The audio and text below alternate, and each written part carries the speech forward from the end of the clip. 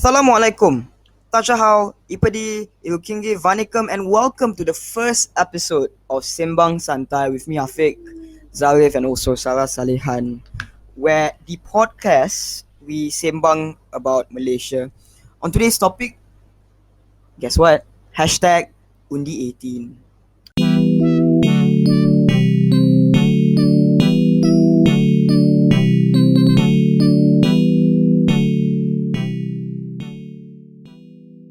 It's quite a milestone that Malaysia has went through, right? And also one of the last few countries to do this. And it's also surprising considering the level of democracy that we have compared to other countries. Well, on theory, of course.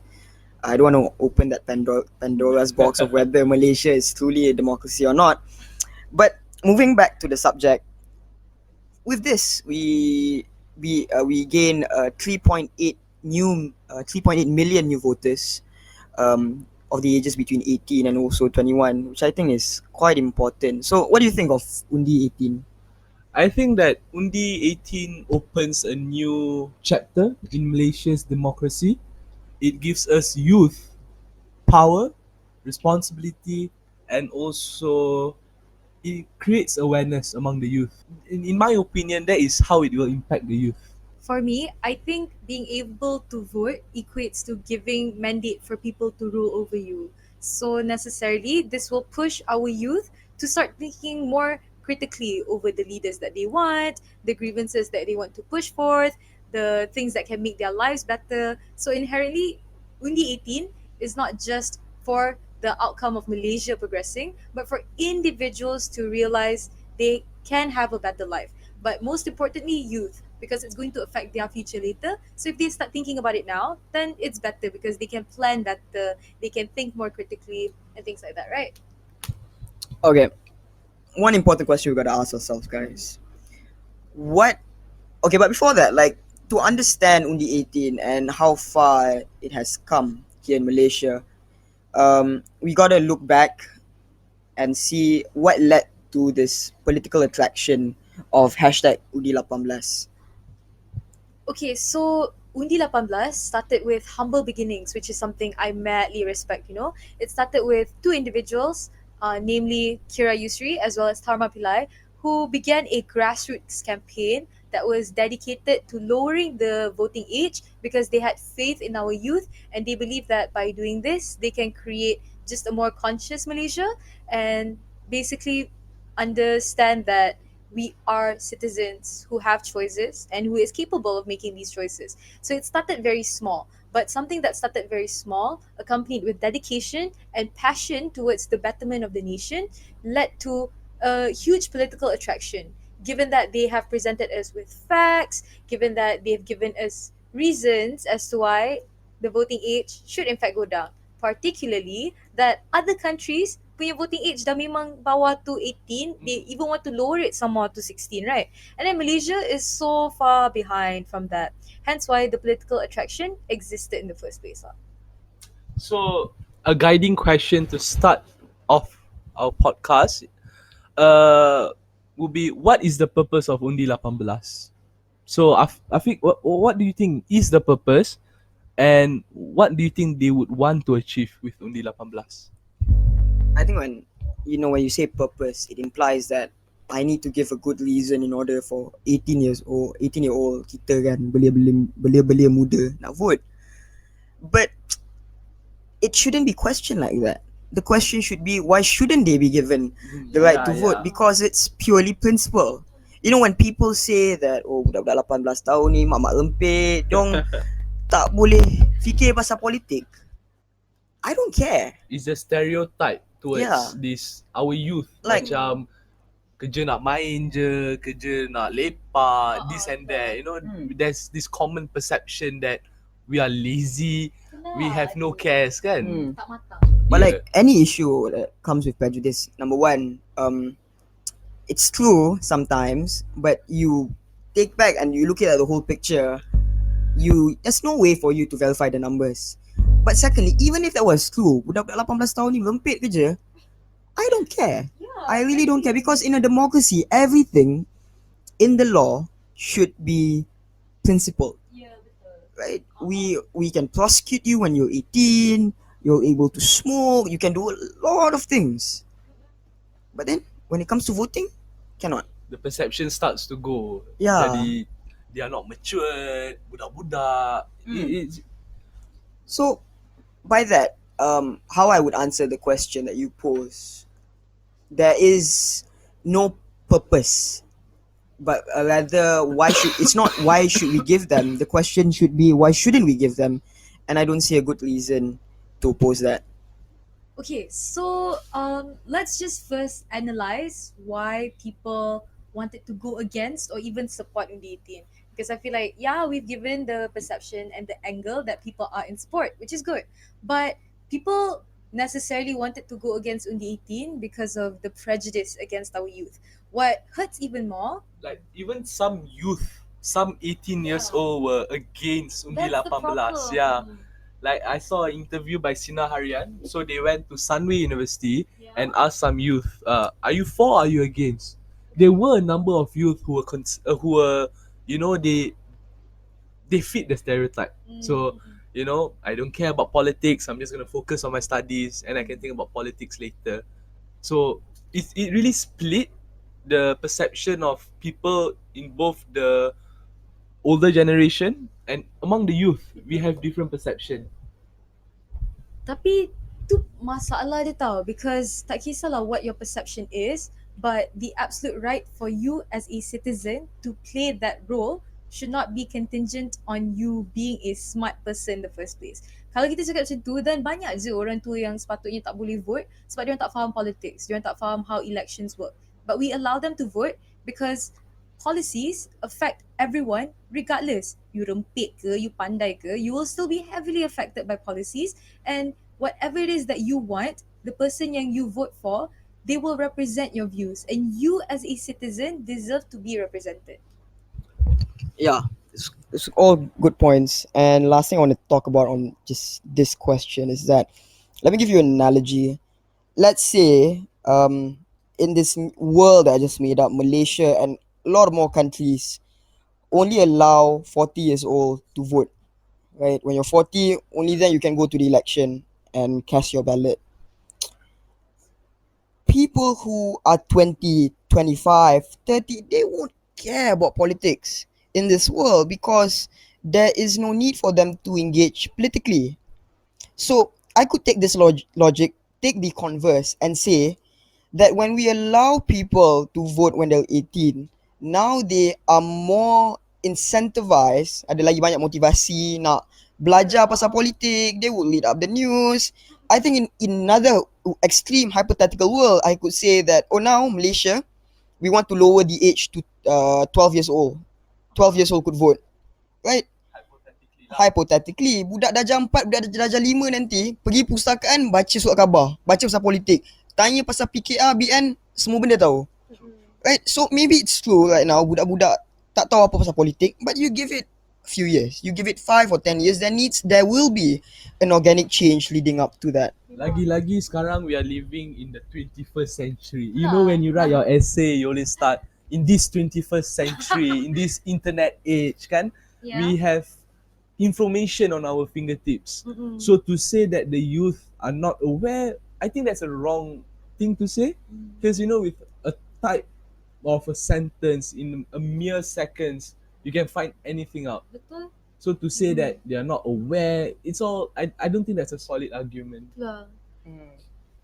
Especially kalau they themselves cakap, you know, they're not aware, then I rasa that's their fault. You know, it's time for us as youth to memang step up our game. Dia bukan kita tak boleh belajar, dia just kita nak or kita tak nak. Hendak So- seribu daya, tak nak seribu alasan. That's the correct there. Okay, so now we're gonna talk about something a bit sensitive. This was a statement, actually a blog made by Professor Dr. Ridwan T. So he made the summary of the blog was saying that is the Chinese youth more socially aware as compared to the Malay youth. So what he's trying to say is that the Chinese would vote in a more responsible manner as compared to the Malay. Do you think it's fair to make a call like that, to generalize the Malay and Chinese in terms of this policy making in such a way? Maybe I would first have to understand kenapa dia boleh come up with such a statement. Maybe kalau kita tengok the culture of families, Chinese families tend to be more critical of politicians, as in they know more about what they want and they want to protect these politicians who can further their interests and things like that. Whereas Melayu in general, I feel like because I'm a Malay, what happens in my household is that bila nak cakap pasal politics je, it's considered to be taboo. Macam, kenapa you nak fikir masalah negara? You would still young. Yeah, exactly. Tapi masalah negara is masalah saya because saya make up a negara. So, macam I understand where they are coming from, but to generalize like that, macam semua Melayu macam ni, semua Cina macam tu, I don't think that's necessarily necessary. Also, like, but the findings of this guy, it's questionable because all of the books that I read, that wait, let me rephrase that. Things such as this division between the Chinese, the Malays, the Indians, and how they think, always and always must be based on history and how far they've came. So what I mean by this is that a lot of papers on this division primarily focuses on inequality of wealth or inequality of income. That's justified considering the what happened during British colonialism and how they divided up the races in order to conquer, right? But to say that resulted in a division of of the races voting differently is quite ludicrous, I tell you. I don't think that's possible. Like psychology wise, I don't think it it takes up that burden, right? One more thing, I think that with the implementation of Undi 18, I think the government has a responsibility to carry out programs to create social awareness. So, honestly, giving a small background of, I'm gonna divert from the topic for a while here. So, the reason that me, Afiq, and Sarah came together to create a podcast is so that we will be able to raise awareness about politics and whatnot. And I also think it's the government's responsibility to implement syllabus programs and this and that to make sure that the youth are prepared to vote however they vote. So yes, I believe that is true because kalau kita tengok in the long run kan, most probably what's going to happen is them as adults, they're more aware, they're more critical. Because kalau kita tengok macam status quo, like kita tengok sekarang, we don't exactly have adults yang pandai betul-betul about like tata susila politics, but they still have the rights to vote. So macam kalau kita nak adults kita lagi pandai vote, lagi tahu pasal politics, lagi like critically aware, then it has to start now lah. Takkan kita nak tunggu sampai diorang dah besar. For us to change a culture, we first have to cultivate it, right? So it has to start now. So memang like maybe in the first few years dia macam a little hard or a little shaky, but this is a continuous effort. Kita tak boleh ambil like remeh-temeh je benda ni. We have to give it our all. So these programs are vital to ensure that adults in the near future are better than what we have now. So I think bottom line for what we've been talking about is that it's a process, right? When we allow people to vote, then people are more likely to become progressive, and the youths are more likely going to stand up, demand for what they want, they're more brandly, and would venture out as compared to all people who would stick to what they know and are familiar with, making it hard to change. There is this general perception that the youth are more ready or are more likely they prefer change, whereas the older generation they stick to what they are comfortable with. So we don't know to what extent is this true, but judging based on this general perception, by lowering the voting age, it will make our country a very progressive country. So like if you guys think how far we have come this past 10 years, since iPhone 3, we have basically created a smartphone with the same capability of a computer, which would have been thought impossible uh 20 years, 15 years ago. This is very important because in this coming future with technology, things will change very fast. With the new technology as 5G, we will progress faster, and we need bright young minds who are accustomed with this change, who have grown up with this technology to carry us forward in this coming Yeah. new era. So what's status quo? Apa yang dah berlaku sebenarnya? So a lot of talk in parliament. It's a partisan issue now. Everybody supports it, but what has been the effect as of now in Malaysia that we can see? I think the first one is that recently in Tanjung Piai election, SPR announced that people, the youths can now become politicians. Firstly, and secondly, no, they just can't run for them, which I think is a big step. Mm. But there's an issue about this, which is the not a lot of people know this, but there's a very high cost of running, of being a politician, of being a candidate. Okay, so it's good that kita dah bagi youth vote and have their voice matter. But what's even better is kita allow youth to hold positions in parliament. Kenapa? Sebab basically the only way for a politician to betul-betul represent me is when they are me, but they're more critically aware and they're more dedicated to helping me. And for that representation to happen, a youth deserves to be represented by a youth.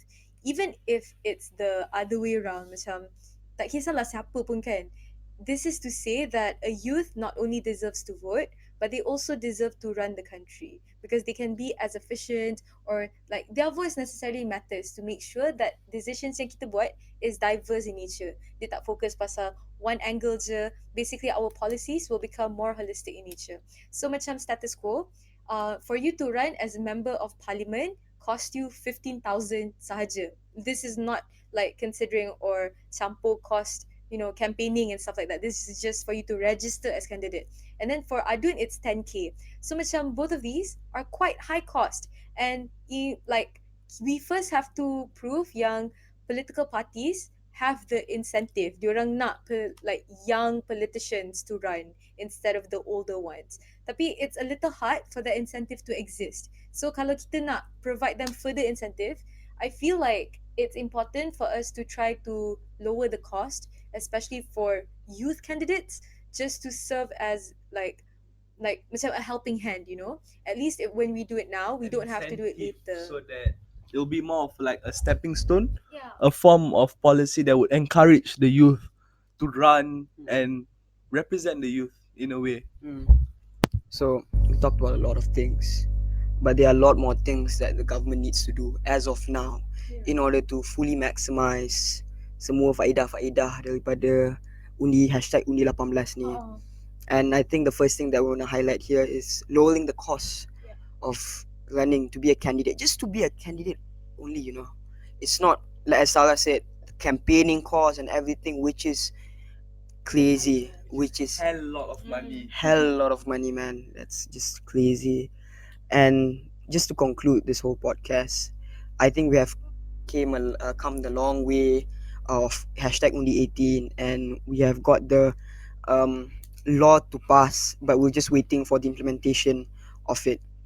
What do we want, or what do we hope with Undi 18?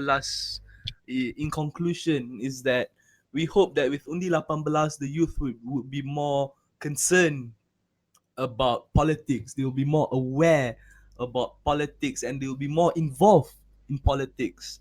My hope is for our youth to feel empowered instead of scared. Sebab benda ni bukan something yang scary. It's simply just you know who you are, you know what you want, and you It's have your the rights to access it. Yes, jinx. But yeah, I feel like you should feel important because that's exactly what you are. You, as a youth and as a citizen, you are vital to the nation's progress, and you should not take this lightly. But at the same time, you shouldn't be scared of it. You shouldn't be scared of progression because, like Dumbledore said, fear of a name is fear of a thing itself. So it's important for us to get rid of our fear in order for us to take risks and necessarily, like progress at the end of the day. So I believe that that is all from the three of us, Zarif, Sarah, and Afik. At Sembang Santai. Woo! So thank you so much for listening, because listening to this podcast, clicking on it, and making it this far shows that you already care. And that is something we celebrate and we want to thank you for. And we hope that you will continue to care for the benefit of yourself, but most importantly, Malaysia. Yeah. Tune in to the next podcast, guys. We'll be coming to you soon.